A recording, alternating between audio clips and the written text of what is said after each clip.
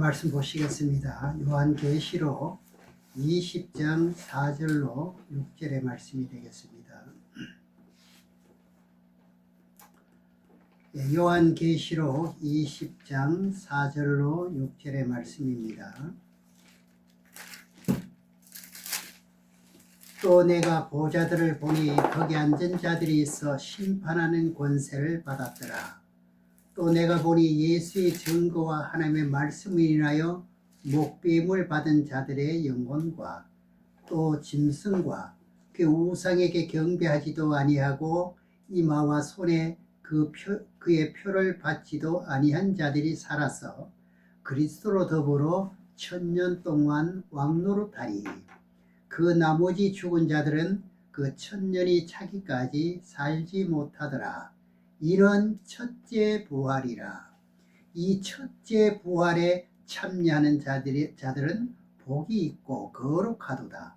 둘째 사망이 그들을 다스리는 권세가 없고 도리어 그들이 하나님과 그리스도의 제사장이 되어 1000년 동안 그리스도 더불어 왕노릇하리라. 오늘 이제 첫째 부활, 이제 두 번째 시간이 되겠습니다. 어째 보면은 오늘날 이 신앙계가 보면은 사람 모으는 데까지는 수단 방법을 가리지 않고 여러 가지 그런 이제 방법을 동원해서 전문가를 이제 동원해가지고 사람을 교회 안으로 많이 이끌어 왔습니다. 문제는 이 모든 성도들이 그대로 계속 신앙이 무럭무럭 자라가면 참 좋은데 계속 교회를 떠나는 겁니다. 그러니 믿어도 별 볼 일 없고 체험이 없으니까요. 그러니까 하나님의 말씀으로 양육이 안 되니까 하나님의 말씀이 어느 정도의 그런 위력이 있고 권능이 있고 권세가 있는 것을 깨닫지 못하기 때문에 그냥 교회가 싫어지는 겁니다. 그러니까 우리나라의 기독교가 제일 정성기 때 1200만의 성도거든요. 그게 이제 세례 교인을 기준으로 해서 말이죠. 지금은 이 교인이 얼마나 되느냐, 우리나라만 반토막 났다 그럽니다. 반토막 이상이라고 그러거든요. 통계가 이렇게 나오니 지금 심각할 때가 아닌가요? 다 세상으로 돌아가고 타종교로 다 돌아가 버렸습니다. 그래도 아직까지 이렇게 초보적인 말씀만 계속 외치기 때문에 신앙이 아직까지도 너무너무 위태롭다, 이런 생각을 제가 감히 해봅니다. 그래서 이제 지난번에 시간에는 이 마지막 구절에서 사도행전 7장 51절로 56절까지 보았는데 56절에서 60절까지를 다시 한번 보겠습니다. 첫째 부활이 어떤 사람이 해당되는지 필히 저와 여러분들은 이것을 아셔야 됩니다. 이것을 알게 되면은 신앙생활을 다 같이 하는데도 다 달라요. 알고 하는 것과 모르고 하는 것은요. 56절에서 60절까지 보면은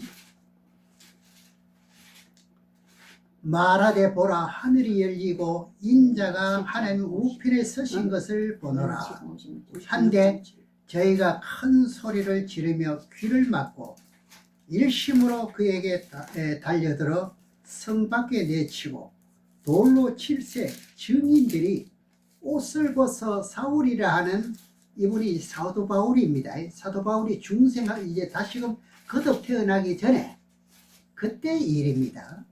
사울이라는 청년의 발 앞에 두니라. 저희가 돌로 스데반을 치리. 스데반이 부르짖어 가로되 주 예수여 내 영혼을 받으시옵소서 하고 무릎을 꿇고 크게 불러 가로되 주여 이 죄를 저들에게 돌리지 마옵시고, 이 말을 하고 자니라. 순교지요, 순교.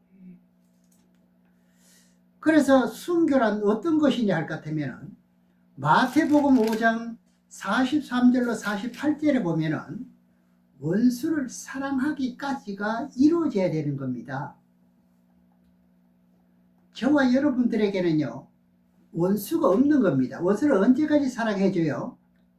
끝날 때까지 원수를 사랑해야 그게 온전한 신앙이라고 볼 수 있는 거예요.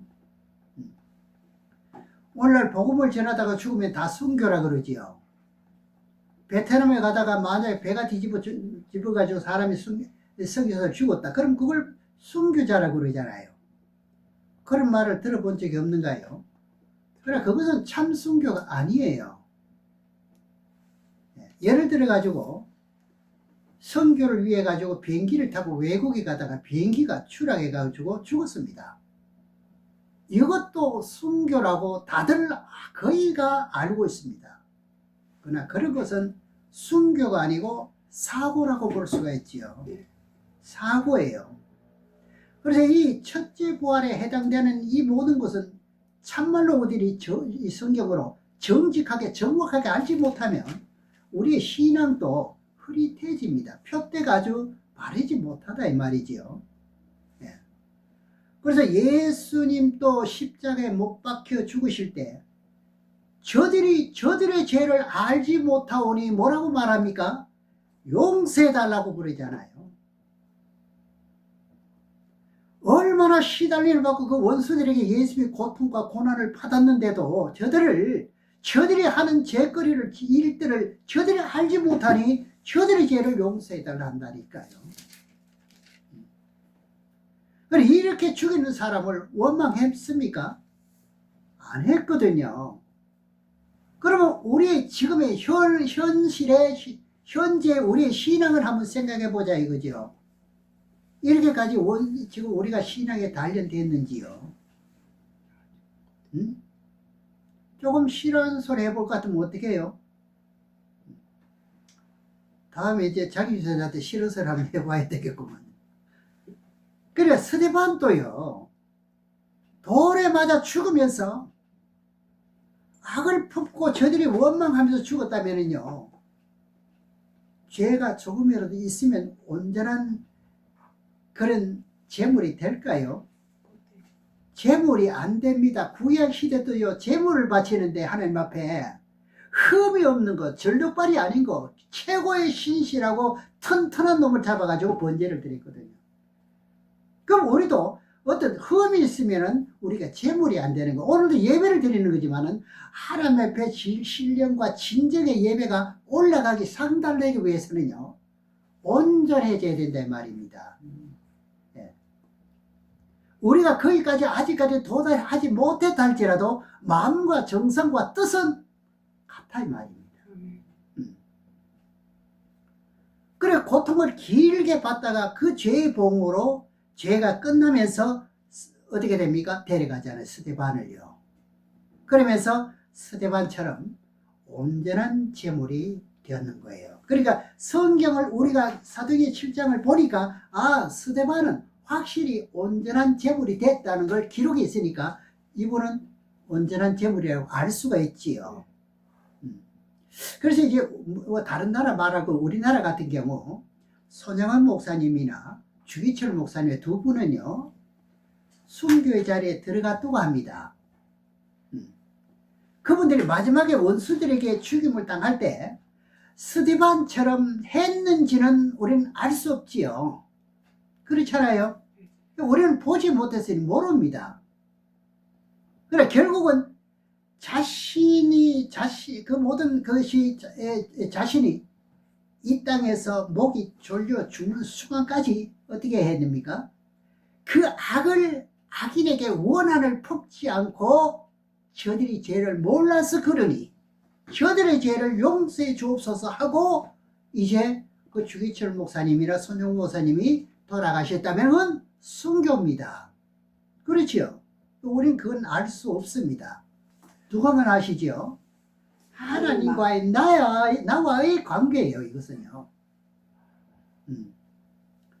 그래, 이런 이제 마음이 생겨야 온전한 제물이 된다 이 말입니다. 저도 온전한 제물이 되기 위해서 날마다 시간을요, 굉장히 정성스럽게 보내는 사람 중에 하나입니다. 만일에 내가 죽으면, 스스로 죽으면 어떻게 되는가요? 그걸 자살이라 그러죠. 아무리 신앙을 잘했다 할지라도 스스로 죽으면은 그건 순교는 안 됩니다. 그치요? 순교를 하려면은 나의 목을 잘라줄 사람이 있어야 순교가 되지요. 그래요, 안 그래요?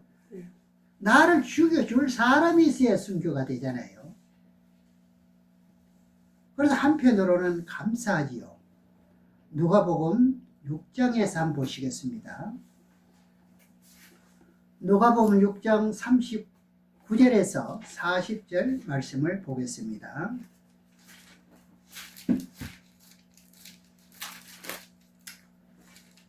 신약 성경 누가복음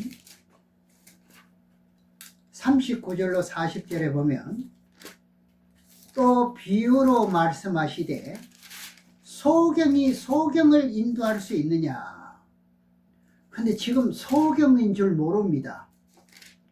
자기가 하는 스타일이 이것이 하나님과 맞는 것처럼 한다니까요. 그러니까 실제적으로 성경이 열렸는지 안 열렸는지는 본인이 압니다. 이건 모르는 사람이 있다면 이건 뭐 지능이 좀 상당히 미달됐다고 말할 수가 있겠죠. 증거하는 사람이 하나님께서 받은 말씀인지 아닌지는 본인이 압니다. 근데 고치려고 하지 않은 거예요. 틀렸다면. 바르다면 그건 더 이상 말할 필요가 없지요. 그래, 소경이 소경을 인도할 수 있냐? 둘이 다 구덩이에 어떻게 된다고요? 빠지리니. 빠지지 않겠느냐? 제자가 그 선생보다 높지 못하나 무릇 온전케 된 자는 그 선생과 같으리라. 여기 선생은 누구를 말하느냐 할 것 같으면 예수님을 말합니다. 예수님과 같이 된 사람은 온전케 된 자라, 이런 말입니다. 그것보다 더 높을 수는 없고 제자가 스승보다 높을 수는 없잖아요. 온전케 된 자는 선생과 같아, 이런 말입니다. 그러면 예수님이 죽은 지 3일 만에 부활해서 올라가셨는데 하나님 보좌 우편에 왕의 자리에 계십니다. 그러면 우편에 계실 것 같으면 이건 순교한 것이 분명하지요. 그렇지 않으면 왕의 자리에 못 들어가니까요. 네. 그래서 순교한 사람들의 기준을 이제 성경으로 놓고 보았더니 거듭 태어나고부터 말씀대로 바르게 살아보려고 애를 쓰다가 범죄하게 되죠. 또 뉘우치고 회개하고 또 범죄하게 되죠. 또 뉘우치고 범죄, 이렇게 다시 돌아서면서 하다가 신앙이 자라는 거예요. 한꺼번에 다 잘 돼서 아무리 좋은 실력의 말씀을 들어도 이대로 실천이 다 안 됩니다. 그래, 그 말씀을 잊지 않고 평소에 항상 돌이키는 것은 쉽죠. 그렇잖아요. 그 기준이 있기 때문에. 네. 그러다가 또 범죄합니다. 또 뉘우치고 또 하고 말씀대로 살려고 하다가 어떻게 됩니까? 계속 성장해 나가는 거예요. 완전하게 쭉 자라는 것은 처음부터는 아니죠. 그래서 우리의 신앙이 여기까지 왔던 단계에서 이제는 말씀으로 자라면서 성숙한 신앙이 되어야 됩니다. 어제보다는 오늘요, 더 가치 있는 신앙가를 가져야 된다, 이 말이지요. 그래서 많은 사람에게 예수 그리스도를 증거로 인해 가지고 적그리스도에게 내가 목이 잘리는 그 순간, 그때 나를 목을 자르는 그 사람을 원망하지 않고 그 사람을 나의 목을 잘라 줌으로써 내가 순교한다는 걸 생각하면 그가 불쌍하겠습니까? 어떻겠습니까? 불쌍하죠. 뭐가 불쌍해요? 그 나를 목을 잘라주는 사람은 왜 불쌍해요? 그 사람은 지옥 가니까 고맙지. 네. 참 불쌍하지요, 사실은. 그렇잖아요. 왜? 목을 잘려준 그분은 가는 길이 우리는 성서적으로 보니까 너무 분명하기 때문에. 그렇다고 해서 나는 그 사람을 어떻게 해요? 인상 찡그리는, 네가 내가 얼마나 너를 위해 잘했는데, 많이 예를 들어가지고 네가 나를 이렇게 할 수 있느냐, 이런 악감정을 사면서 죽었다면, 여러분, 기왕에 한 번 죽는 것은 천한 이치입니다. 잘 순간을 우리는요 슬기롭게 나가야 됩니다. 지혜롭게 나가야 됩니다. 그 사람은 지옥 가는데 나는 천국에 왕노릇하는 자리에 가는. 여러분 이는 알잖아요. 예. 이걸 배웠으니까 아 이렇게 죽으면 내가 왕의 자리에 들어. 왕의 자리는 뭐 5년만도 아니고 어떻게 해요? 영원토록 왕래에 타는 자리에 들어가니까 감사하다는 생각이 그래 아는 것이 영생이라는 거예요. 말씀은 알아야 되는 거예요. 이게 인간의 지식의 말이 아니잖아요. 모르면 할 수가 없는 거예요. 모르면 용서 못합니다. 그렇죠. 나는 내가 잘못한 사람은 용서 못한다. 이게 전설이잖아요. 정설이잖아요, 지금. 알면 용서가 되는 거지요. 그 사람은 지옥 가는 나는 천국의 왕의 자리에 들어가는 얼마나 행복한 자리에 들어가느냐. 내가 그냥 나이가 많아 죽었다면요 왕의 자리에 들어갈 길이 없지요. 예. 그렇잖아요. 예. 못 들어가요. 못 들어가죠. 네. 그래 성교가 돼야 그것이 성경이는 거예요. 저도 마찬가지입니다. 나이가 좀 됐잖아요. 이대로 나이가 많아가 죽을 것 같으면 어떻게 해요? 성교에 들어갈 수가 없는 거예요. 말씀은 뻔히 아는데 물론 부활도 변화도 더 좋은 변화는 있고요. 다르긴 합니다. 그렇죠? 예. 그래서 계시록 6장에서 한번 보시겠습니다. 참 이렇게 성경이 기록되어 있는 것은 이 성경은요 사람의 글이 아니라는 것을 여러분 믿으시기 바랍니다. 이게 천리의 음성이고 하나님의 존귀하신 인류의 전 세계의 주인 지존자가 하신 말씀이기 때문에 우리는 말씀은 믿어야 되는 거예요. 이것보다 더 좋은 신앙은 없는 거예요. 요한계시록 6장 9절에서 11절까지 보시겠습니다. 닷새째 인을 떼실 때 내가 보니 하나님의 말씀과 저희에 가진 증거를 인하여 죽임을 당한 영혼들이, 그러면 순교당한 사람이지요. 제단 아래에서 큰 소리로 불러 가로되 거룩하고 참되신 대주제여 땅에 거하는 자들을 심판하여 우리 피를 신하여 주지 아니하시기를 어느 때까지 하시리나이까 하리. 목 잘린 사람들이 하늘나라에 가서 말하는 거예요. 아직까지는 부활이 못 됐잖아요. 그렇죠? 네.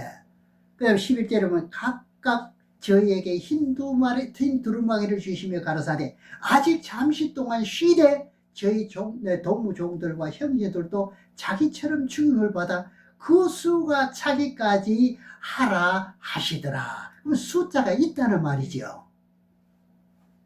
네. 만약에 숫자가 이미 찼다면은 저와 여러분들은 이 말씀 필요 없지요. 그렇죠. 해당이 안 되지요. 그러니 우리는 애사심을 가지고 간언을 하는 거예요. 지금. 계시록 20장을 한번 보시겠습니다. 계시록 20장 4절에서 6절에 보면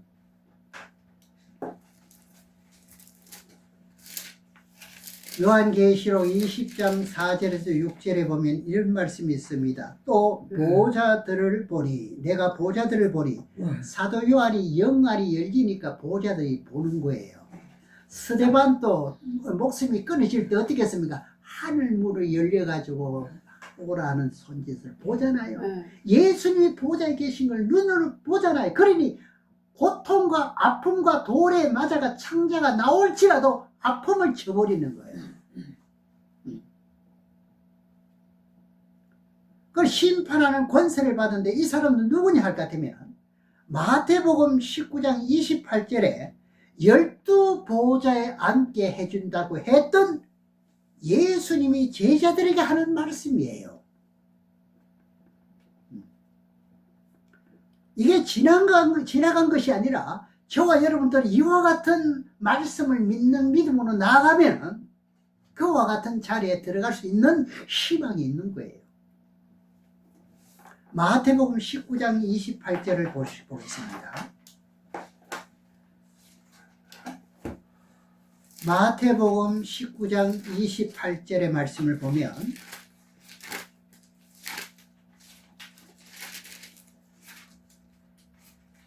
예수께서 가라사대 내가 진실로 너희에게 이르노니 세상이 새롭게 되어 인자가 자기 영광의 보좌에 앉을 때 나를 쫓는 너희도 12보좌에 앉아 이스라엘 12지파를 심판하리라. 그럼 12보호자면은 왕의 자리가 맞는가요, 안 맞는가요? 맞아요. 맞잖아. 보호자면 왕이 앉는 자리를 보고 보호자라 그러는 거예요. 그래 다시 계시록 20장 4절에 보면 거기 앉은 자들이 있어 심판하는 권세를 받았더라 했는데, 여기서는 12이라는 숫자는 없더라도 어떻습니까? 마태복음 19장 28절에 보시면 12보호자라고 되어 있습니다. 그렇죠? 그럼 되어 있으면 계시록 20장 4절에 6절은 그대로 보시면 되지요.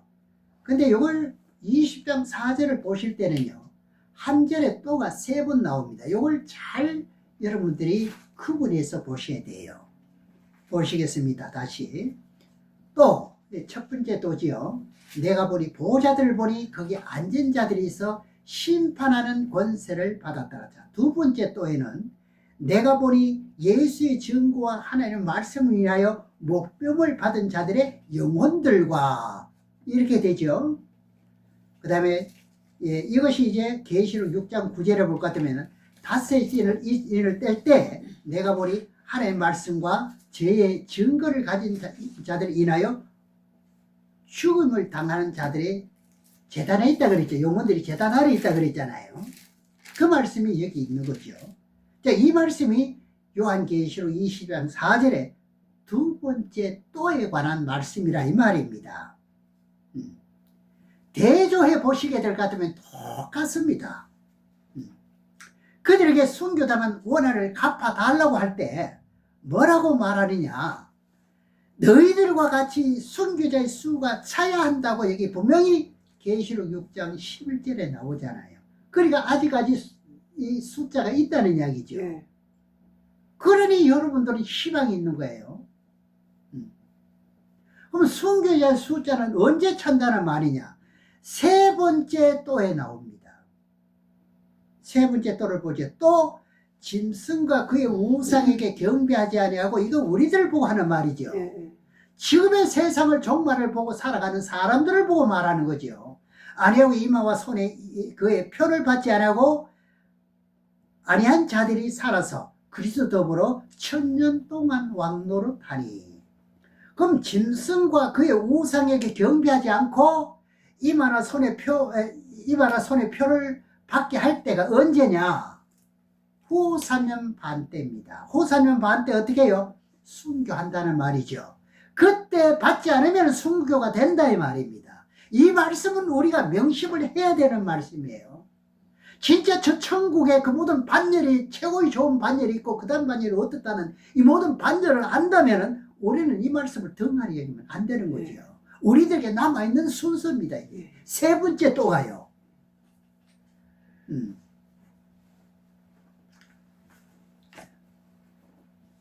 그래 지금까지 몇 사람이 순교했는지는 모릅니다. 저도 알 수 없습니다. 이거는 기록이 안 돼 있으니까. 그러나 남아 있습니다. 그런데 오해가 생길 것은 뭐냐 할 것 같으면 세 번째 또에 다시 보겠습니다. 또 짐승과 그의 우상에게 경배하지도 아니하고. 근데 오늘날 이 짐승에게 우상에게 경배하는 자들, 이거 달에게도 경배하고 말이죠. 뭘 비는 거, 이런 건 좀 한번 생각해 봐야 됩니다. 믿지 않은 이방인들은 그렇다 치고 우리 믿는 사람들은 한번 생각해 봐야 돼요. 그러면 이 대상에서 제외되는 거예요. 또 그의 손에 표를 받지 아니한 자들이 살았어. 이 살았어라는 것은 무슨 뜻이냐? 죽었다가 살아나서 하는 뜻이죠. 죽지 않으면 살아날 수 없잖아요. 예. 이 말씀을 두고 어떤 분들은 일각에서는 산순교라고 말하는데 이거는 우기는 겁니다. 이거는 그 뜻이 아니에요. 부활의 뜻은요 뭐지요? 이렇게 죽었다가 살아난 것을 보고 부활이라 하는 거예요. 살아서 그리스도 더불어 1000년 동안 왕노릇하니. 1000년 동안만 왕노릇하고 끝납니까? 아니에요. 영원토록 새 예루살렘에 들어가서 다시 내려오는 그 새 예루살렘에 영원토록 사는 새 예루살렘에 들어가서도 영원토록 왕노릇하게 되는 거예요. 지금 우리나라 대통령 지금 선거 지금 이게 5년짜리 한번 해보겠다고 자기의 그 모든 것을 덮겠다고 자기의 모든 그 흡을 앞으로 또 다시금 대통령이 임기가 끝나면은 또 거기 잡혀 들어갈 수가 있으니까 이것까지도 없애려고 지금 비열한 양심을 쓰고 있는 이런 가운데 있잖아요. 치열합니다. 그냥 덮는다고 덮어지느냐? 아니거든요. 그런데 대통령이 5년인데 미국은 4년이죠. 그러나 요한계시록 22장 5절에 보면은요 영원토록 왕노릇 한대요. 영원토록. 참 안타까운 것은 거기서 노동당에서 나온 대통령 후보는요 지금 종교편향법, 동성연애법 이거를 그 야당 그 대통령 그 후보에게 묻는 거예요. 그걸 하겠느냐고. 앞으로 고려해 보겠다는 거예요. 이거 지금 너무너무 위태한 현실에 있습니다. 지금. 왕노릇은 그 왕의 자리에 여러분 뺏기고 싶습니까? 들어가고 싶은가요? 들어가고 싶어요. 허허 참 다 됐네요. 그게 맞지요. 그러면 매사에 우리는 어떻게 얻어맞아도 터져도 어떻게 해요? 원망하지 마세요. 아멘. 그때마다 신앙이 자라는 거예요. 손해보고 진 것 같지만 그게 이기는 사람이에요. 승리자예요. 저도 왕의 자리에 꼭 들어가고 싶은 욕심이 생겨요. 그러나 아직까지도 다 이뤘다는 것도 아닙니다. 다 잡았다는 것도 아닙니다. 다만 뭐지요? 표대를 향해서 달려가고 있는 게 빌립보서 3장 14절에 나오잖아요. 우리는 표대를 향해서 달려가는 거예요. 실수는 그동안에 있을 수 있습니다. 그러나 그 표대를 놓치면 안 되는 거예요. 그러면 실수를 하게 되는 거예요. 한번 함께 가 보시겠습니까? 저는 가고 싶은 욕심이 있습니다. 하나님이 10적 넣어줘야 하는데 10적 넣어주는 합격선 범위가 있다는 이야기죠. 분명히 이걸 알아야 된다 이거죠. 말만이 아니라 이것을 기록된 말씀을 깨달아야 된다는 이야기. 그래서 우리는 성경을 펼쳐놓고 듣기 좋은 소리만 하는 게 아니라 책망의 소리도 하고 소망에 있는 소리도 하잖아요. 하나님이 집어 넣어줘야 하는데 집어 넣어주는 방법이 합격선의 범위가 있는 거죠. 그렇잖아요. 기준이 있다 이 말입니다. 커트라인이 있다는 이야기죠. 그것이 어디 나오느냐? 디모데후서 3장 16절 17절에 나오는 거예요. 그 말씀으로 어떻게 해야 됩니까? 그렇게 가고자 하는 사람은 교훈과 책망과 바르게 함과 의에 교육하기 유익한 말씀으로 신앙생활을 해야 되는 거죠. 너무너무 중요한 대목이죠. 구절. 성경 전체가 그렇게 되어 있거든요. 성경 전체가 무엇으로 되어 있느냐? 디모데후서 3장 10절 17절 말씀대로 되어 있는 거예요. 그게 기준이에요. 아무리 급해도 우리는요 항상 교훈과 책망과 의로 교육하게 유익한 이 교훈, 이 말씀으로 살아가야 된다는 거죠. 이것만큼은 잊으면 안 된다는 이야기죠. 그런데 요즘 어떻습니까? 예수만 믿으면 천국, 불신면 지옥, 이것만 가르치면 되겠느냐고요. 지금 마지막 때라고 외치면서도 이것만 가르쳐가 되겠느냐고. 여기까지 다 가르쳐가 지금 사람 모아놨어요. 근데 그대로 밑 빠진 독같이 사람들이 다 새나가 버린다. 이걸 모르고 있습니다. 지금 얼마나 셈이라도 멋지게 하는지 모릅니다. 그러나 뒤에 것을 감당을 못해요. 그래서 마태복음 5장 17절에 19절까지 보게 되면 뭐라고 말했습니까? 내가 율법이나 선지자들이나 폐하러 온 것이 아니라 어떻게 한다고요? 완전케 하려 왔다고 그러잖아요. 우리는 완전을 이루어야 되는 거예요. 육성이 율법이면 육성을 쳐서 복종시키는 것이 완성을 이루는 거잖아요. 그렇잖아요. 여러분 육성이 없습니까? 그 잘못된 생각을 쳐서 복종시키는 게 너무너무 중요하다. 그러면 율법의 모든 것을 뭘 시켜야 돼요? 완성을 시켜 나가야 되는 거죠. 오늘 또 내가 시기하고 질투하고 욕심부리고 했구나. 이것을 완성을 이루어야 되는 거예요. 완성을.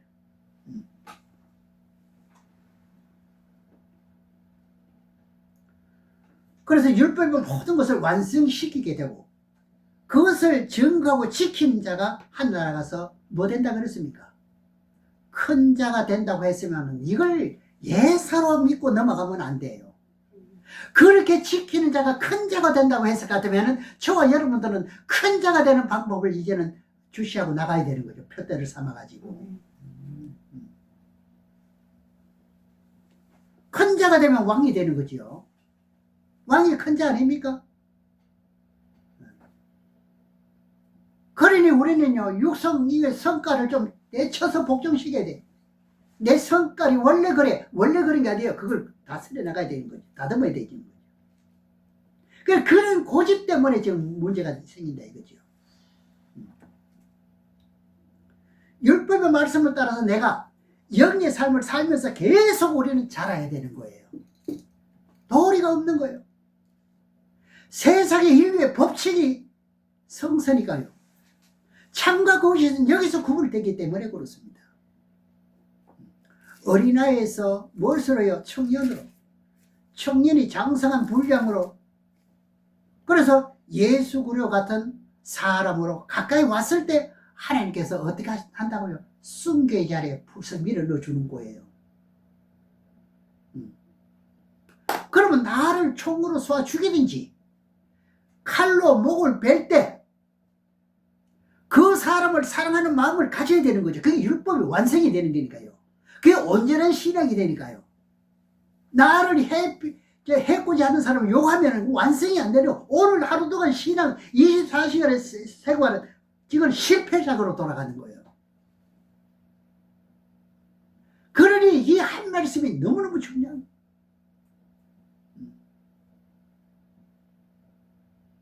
저 영혼을, 그 영혼을 불쌍히 여겨달라고 해야 되는 거죠. 예. 그러면 이 말씀을 알면 어떻게 될까요? 담대함이 생깁니다. 세상 욕심이 아니라 이제는 신앙의 욕심이 생기게 된다고요. 어차피 그렇게 고생할 거 조금 더 고생하고 성경대로 바로 살아서 하나님 앞에 나도 제물로 온전하게 바치게 되어가지고 순교 제물이 되면 좋겠다는 생각 저와 여러분들은 하셔야 됩니다. 그렇다고 내 마음대로 되는 건 아니잖아요. 내가 할 수 있는 것은 온전한 신앙으로 다듬어가는 길입니다. 내가 할 일입니다. 그렇죠? 나머지는 주님이 알아서 하시는 거죠. 근데 우리에게 와야만 14만 4천이 된다. 이 가짜입니다. 이 소리 많이 들어봤지요?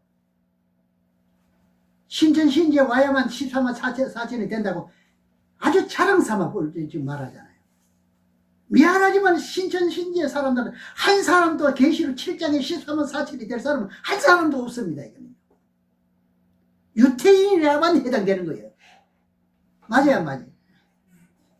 그러나 이들의 문제가 뭐냐면 7장의 14만 4천과 14장의 14만 4천과 똑같이 본다 하니까 14만 4천, 14장의 14만 4천은 순교자를 말하는데 이들이 똑같게 보니까 이들에는 해당이 안 되죠. 잘 아셔야 됩니다. 우리. 5절에는 가로가 쳐가 있잖아요. 5절에 성경을 보는 법을 보면은 이 괄호가 있는 내용은요, 또 중요하다는 뜻입니다. 그렇죠?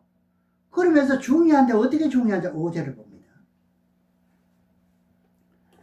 그 나머지 죽은 자들은, 그럼 나머지 죽은 자는 누굽니까?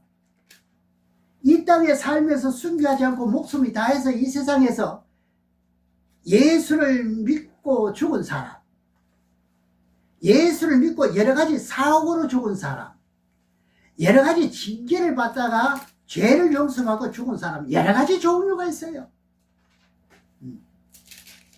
순교당한 외에 죽은 자들은 그 천년이 차기까지 살지 못하더라. 살지 못하더라 하는 말은 그런 뜻이에요. 그럼 천년이 지나야만 살아난다는 뜻이죠. 이걸 보고 둘째 부활이라. 이번 지날 것 같으면 다음 시간부터는 둘째 부활에 이제 해당되는 그 신앙의 기준은 어떤가, 그 틀 안에 어떤 것인가를 말씀드리고자 합니다. 그러면 첫째 부활에는 순교자들 왕만 된다는 이야기죠. 지금까지 많은 목사님들이 성경을 전하기를 예수 그리스도를 믿고 구원받은 사람은 예수 그리스도 재림할 때 다 같이 내려와서 다 같이 부활되는 줄 알지만 오늘 이 말씀에 보니까 다 정확하게 나오잖아요. 답이. 여러분, 사람이 무슨 말을 해도 성경의 기준을 따라 가시기 바랍니다. 그러하시기를 주의 이름으로 축원합니다. 그래 해야만 되고요. 다른 길은 없나니 그렇잖아요. 고린도전서 15장 22절에서 보시겠습니다. 고린도전서 15장 22절에서 24절의 말씀을 보겠습니다.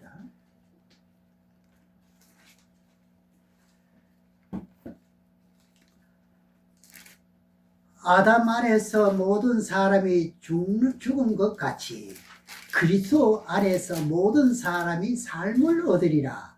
그러나 각각 차례대로 되나니. 그럼 그리스도 안에 있는 사람도 각각 뭐대로 되지요? 차례가 있는 거예요. 순서가 있다 이 말이에요. 먼저는 첫 열매인 그리스도요. 여기 나왔지요. 먼저는 뭐지요? 천년세계에 들어갈 첫 열매가 천년세계에 들어간다 이 말입니다. 먼저는. 그치요? 그 후에는 나중이니 예수님이 강림하실 때 그에 붙은 자, 예수님은 첫 열매인 그리스도잖아요. 그러면은 첫 열매 자체를 확인하면 순교자의 숫자에 대한 것을 우리가 확인할 수가 있는 것이에요. 이 말씀이 조금 헷갈릴 것 같으면 또 다시금 들어보시고 하면 이 말씀이 나의 말씀이 돼야 돼요. 너무너무 중요한 말씀이에요. 계시록 14장 1절에서 보시겠습니다.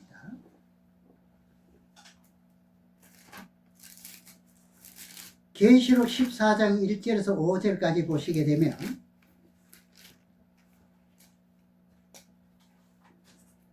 또 내가 보라 어린 양이 시온산에 섰고 그와 함께 14만 4천이 섰는데 그 이마에 어린 양의 이름과, 그러면 14만 4천인들이 어떻게 해요? 순교하면서 왕이 될 수 있다는 증거가 뭐냐?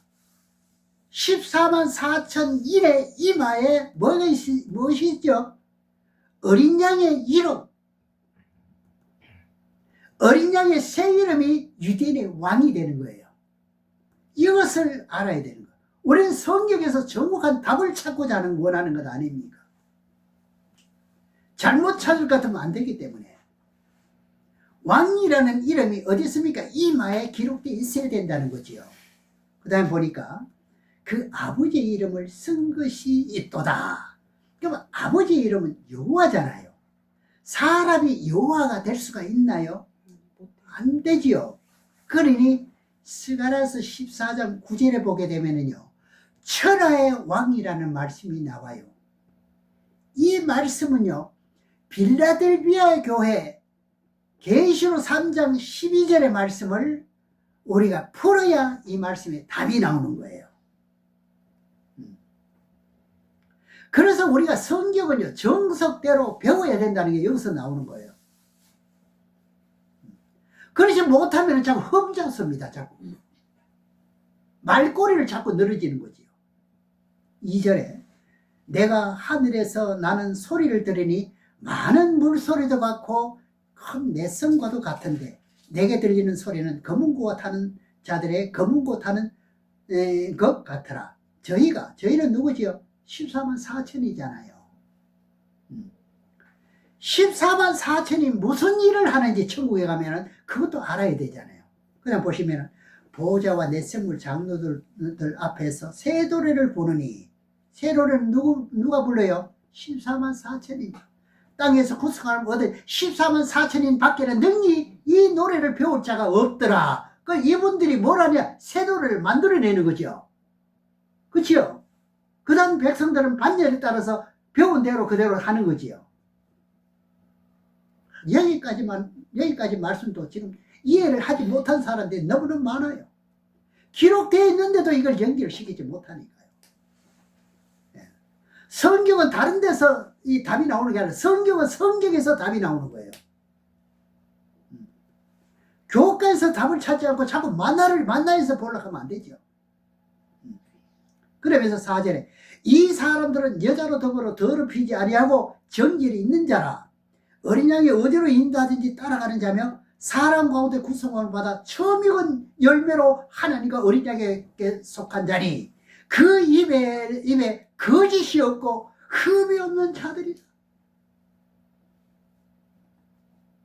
예수님은 부활의 첫 열매라는 것이 분명히 나왔잖아요. 그래 14만 4천이는 어디에 속한 자입니까? 처음 익은 열매에 속한 자지요.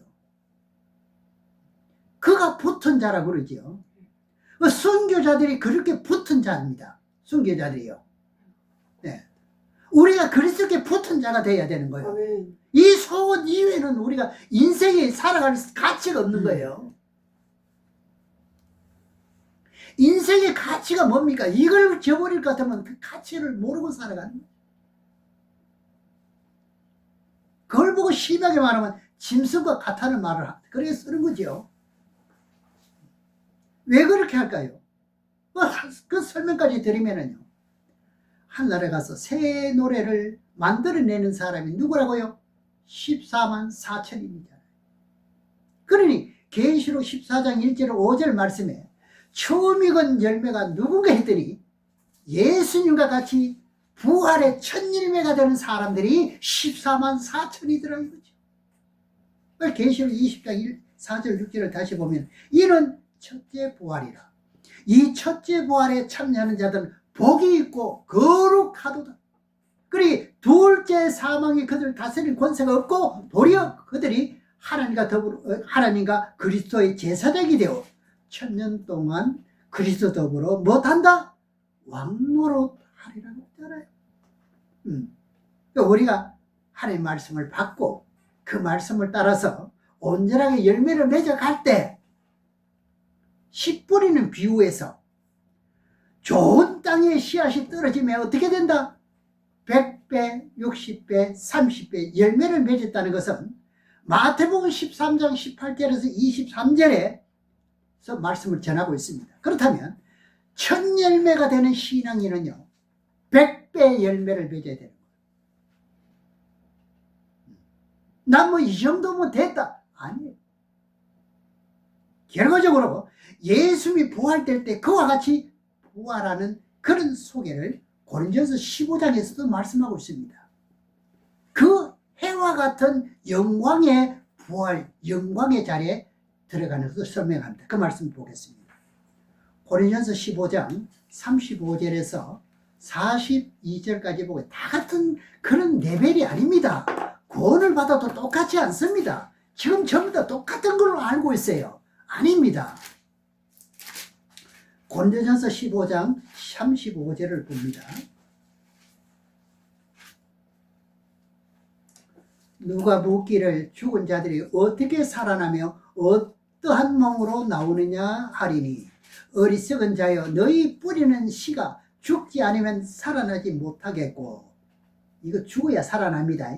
우리 인생은요 육의 생각, 악성 이 모든 것을 죽여야 여기 살아나는 거예요. 또 너희 뿌리는 것은 장래의 형체를 뿌리는 것이 아니요 다만 밀이나 다른 것의 알갱이 뿐이로되 하나님이 그 뜻대로 저에게 형체를 주시되 각 종자에게 그 형체를 주시느니라. 비유로 부활이 되는 것을 여기서 가르쳐주는 교훈입니다. 이것이요. 콩을 심으면 뭐가 올라옵니까? 콩삭이 올라옵니다. 고구마를 심으면 고구마삭이 올라오고요. 밀을 심으면 밀삭이 올라가고요. 그래 이것을 보고 행한 대로 부활이 된다는 말인데 그것을 가르쳐주는 거예요. 넌 무엇을 심겠느냐 이것을 가르쳐주는 거예요. 네가 심는 대로 거둔다는 것을 여기서 말씀하고 있는 거예요. 39절에 보시면 육체는 다 같은 육체가 아니니 다 같은 육체가 아니에요. A 사람과 B 사람 달라요. A 동네 B 동네 다릅니다. 39절 제가 봉독했나요? 다 육체는 다 같은 육체가 아니니 하나는 사람의 육체요 하나는 짐승의 육체요 하나는 새의 육체요 하나는 물고기의 육체라. 육체 중에도 사람의 육체도 있어요. 짐승의 육체도 있어요. 사람인데도 새의 육체가 있어요. 사람인데도 물고기 육체가 다르듯이 우리가 부활되면 부활체의 육체가 있습니까 없습니까? 다르다는 거예요. 다 달라요. 그러면서 실질적으로 말합니다. 40절에요. 하늘에 속한 형체도 있고 땅에 속한 형체도 있으나 하늘에 속한 자의 영광이 따로 있고 땅에 속한 자의 영광이 따로 있으니 여기 나왔지요? 그러면 하늘에 속한 영광은 41절에서 말씀을 드리고 땅에 속한 영광은 뭘까요? 전 세계 최고의 왕은 지금으로서는 지금 미국 트럼프가 지금 대단합니다. 말 한마디에 그냥 지금 난리가 났습니다. 이것은 어디에 속한 영광이죠? 땅에 속한 영광. 지금 우리나라 대통령 되면 지금 무슨 영광입니까? 땅에 속한 영광이에요. 저분들이 만약에 저렇게 애사심 있고 적극성 있게 무슨 일이 있어도 대통령이 당선돼야 된다는 이런 각오가 있으면 이 성경을 이 정도로 깨우쳤을 것 같으면 어쩌든지 첫째 부활이 되려고 저분들의 노력 같으면 각오도 남을 것 같아요. 그래 비트가 잘못돼가 있죠. 하늘의 영광은 뭐지요? 41절에요. 해의 영광도 다르며 달의 영광도 다르며 별의 영광도 다른데 별과 별의 영광이 얼마나 구체적으로 말씀해서 그렇습니까? 전부 레벨이 다 똑같지 않습니다. 그러니 지금까지 모으는 까지는 모았는데 뒤에 것을 해결하지 못했다는 바로 이거예요. 신앙인들이 표대 목표가 없는 거예요. 해의 영광이란 뭡니까? 예수 그리스도 같이 되는 거예요. 첫 열매에 속한 사람들은요 전부 뭡니까? 어디에 속한 영광입니까? 해 빛나는 영광의 자리를 소개하고 있는 거예요. 지금 너들이 이렇게 오겠느냐 이걸 소개하고 있는 거예요. 지금 우리들에게 지금 이것을 성공을 비추어서 지금 말씀해 주고 있는 거예요. 어떻게 하느냐 묻는 거예요. 마태복음 16장 27절 28절을 보겠습니다.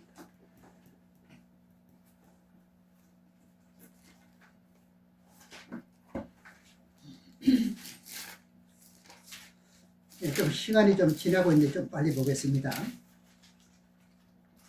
그래 자세하게 설명을 드릴 것 같으면 참 시간이 너무 많이 흘리게 되는데 인자가 아버지의 영광으로 그 천사들과 함께 오리니 그때 각인의 사람이 행한 대로 갚으리라. 진실로 너희에게 이르노니 여기 섰는 사람 중에 죽기 전에 인자가 왕권을 가지고 오는 것을 볼 자도 있느니라. 예수님이 제자들에게 말하잖아요. 여기 제자들 가운데 너희 중에 죽기 전에 왕권을 가지고 오는 것을 본다고 말하는데 그걸 보여줬잖아요. 마태복음 17장 1절에서 4절까지 말씀을 보고 말씀을 맺도록 하겠습니다. 마태복음 17장 1절에서 4절입니다.